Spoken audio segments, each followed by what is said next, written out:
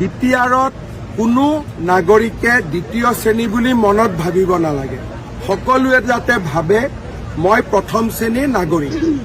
বিটিআৰত যোৱা 5 বছৰত আমি শান্তি আনিলো।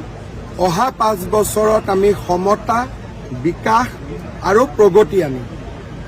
স্যাৰ কংগ্ৰেসেৰ শাসনকালত স্যাৰ যথেষ্ট গোষ্ঠী সংঘৰ্ষ হৈছিল, এতিয়া আহি কৈ আছে কংগ্ৰেসে যুঁজ কৰিব বুলি। কংগ্ৰেছে নিজে ইয়াতে গোষ্ঠীগত সংঘৰ্ষ লগোৱাইছিলে, কংগ্ৰেছে সাম্প্ৰদায়িক সংঘৰ্ষ লগাইছিলে আৰু কংগ্ৰেছক সেইকাৰণে বিটিআৰৰ ৰাইজে প্ৰত্যাখ্যান কৰিছে।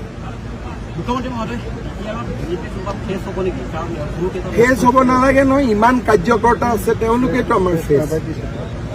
গোটেই আমাৰ ইমান কাৰ্যকৰ্তা আছে, তেওঁলোকেতো আমাৰ ফেচ।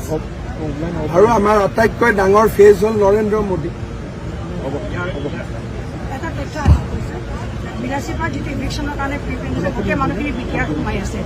বিটিআৰে সোমাব দিব নালাগে, কাৰণ তেওঁলোকক আমি য'ত যাব লাগে জাগা দেখুৱাই দিছো। গতিকে কোনো মানুহ বিটিআৰত সোমাব নালাগে। এভিকশ্যনটো অহাকালি হ'বই, কিন্তু মানুহবিলাক নিজে খালী কৰি দিলে আৰু তেওঁলোকক আমি জাগাও দেখুৱাই দিছো ক'ত যাব লাগে। স্যাৰ বিটিআৰতো ইলেকশ্যন হোৱাৰ সম্ভাৱনা আছে নেকি? সেই বিষয়টো আমি সিদ্ধান্ত নলওঁ। বিটিআৰৰ বিষয়ে বিটিআৰ প্ৰশাসনে সিদ্ধান্ত লয়। কিয় আস্থা হেৰুৱাব?